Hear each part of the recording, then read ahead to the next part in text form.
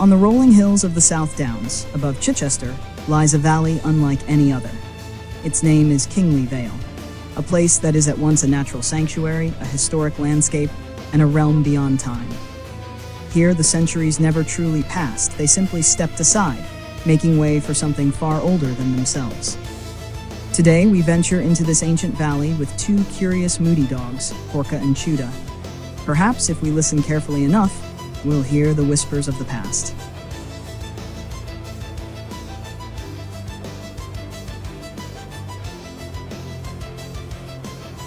Kingley Vale is one of Britain's oldest protected nature reserves. Hidden within the valley grows one of Europe's most ancient yew forests, where some of the trees were already standing 1,000 years before the Norman conquest. A few are believed to be nearly 2,000 years old, while many others have lived for more than 5 centuries. These are more than simply ancient trees. They have become part of the landscape's legends. From the very first moment, you can sense that this is no ordinary woodland. The branches do not reach only towards the sky. They twist sideways, fold back on themselves, forming natural arches and tunnels. Where they touch the ground, they take root once more, continuing to nourish the ancient parent trees. Anyone who steps into the dense yew forest of Kingley Vale enters more than a remarkable ecosystem. They step into something altogether different. For this forest is not only biologically extraordinary, it is extraordinary in spirit as well.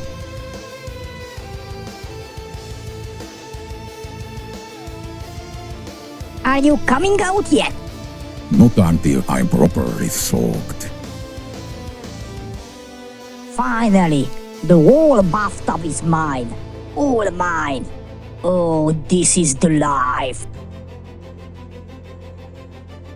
In Celtic belief, the yew was the tree of immortality and of the otherworld.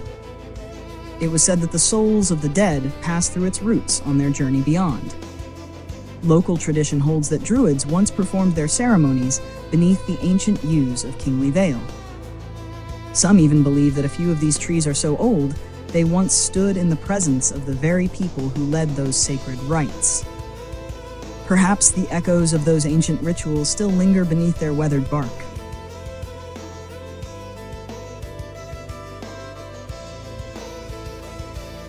The best-known legend of Kingley Vale dates back to AD 859. According to tradition, a great battle was fought along the ridge of Bow Hill when Viking raiders attempted to force their way deeper into Sussex. The Saxon defenders are thought to have organized their resistance along the ancient trackways that crossed these hills.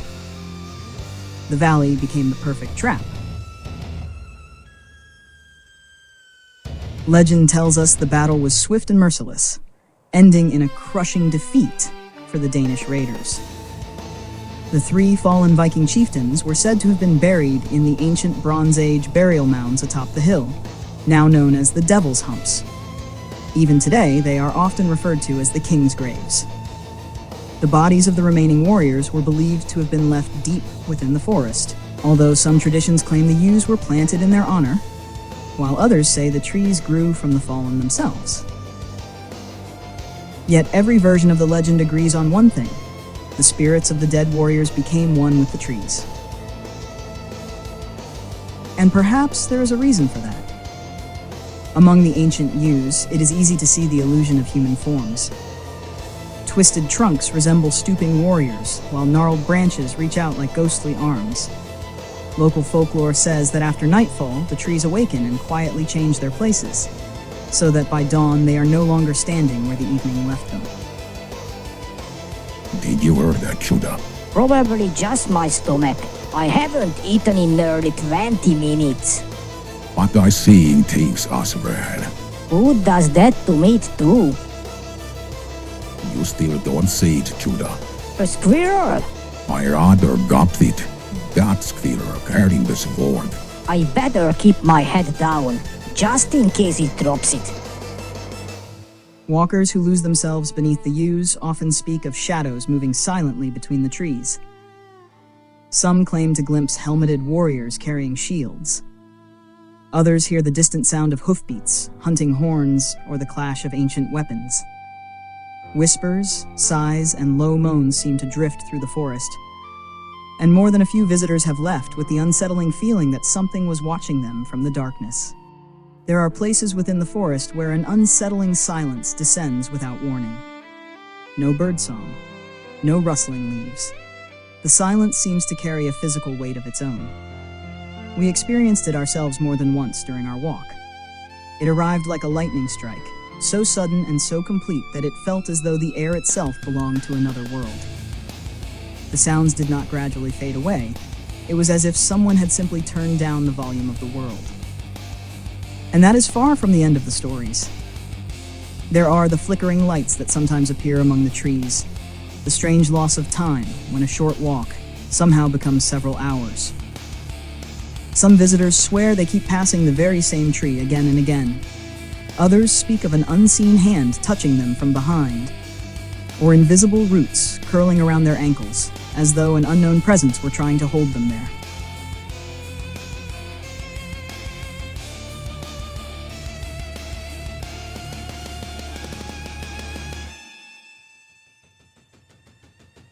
Of course, there are rational explanations for many of these experiences.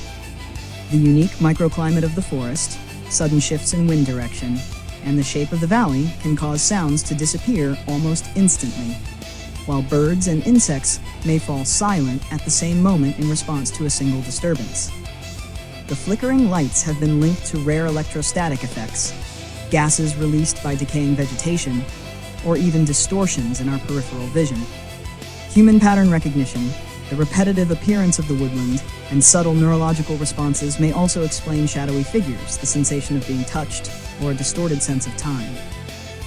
And yet, these explanations never seem to tell the whole story. The sudden silence, the remarkable intensity of the experiences, and the striking similarity between so many independent accounts continue to convince some visitors that Kingley Vale cannot be explained by ordinary natural processes alone.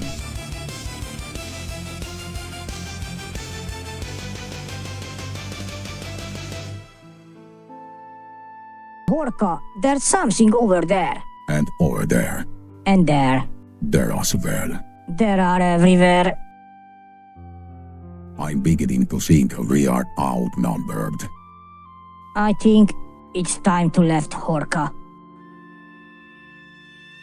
The ancient peoples believed that the oldest trees possessed a form of consciousness, especially the yew, which was said to absorb and preserve the memories of the land around it. Some modern druids and nature-based spiritual pilgrims believe that Kingley Vale is a place of passage, where the boundary between worlds grows thin. Its roots are said to bind the past to the present, allowing fragments to emerge from an underground library of time, but only to those willing to perceive them. A sound, a vision, a feeling, something that seems to belong to another world entirely.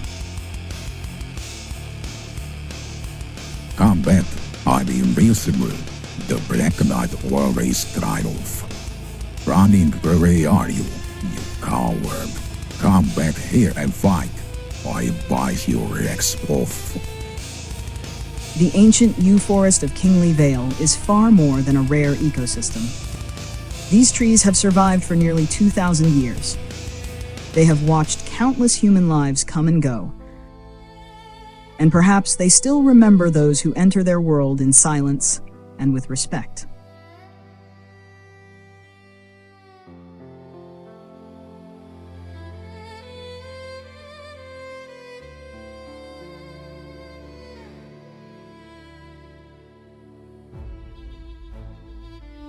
Csuda, I don't want to alarm you, but there's some sort of glowing things coming towards us. A glowing what? I'd rather not find out. I don't dare look. Oh, I looked. It looked back. Let's go away. Lights flicker among the trees. Shadows drift silently between them. Perhaps they are ghosts. Perhaps wandering souls. Or perhaps they are only fragments of memory that never found their way home. But if you stand quietly, if you truly watch the forest, you may begin to notice them. And you may also realize that the ancient forest beyond time is watching you in return. For those who enter this place do not simply walk through a forest. They walk through time.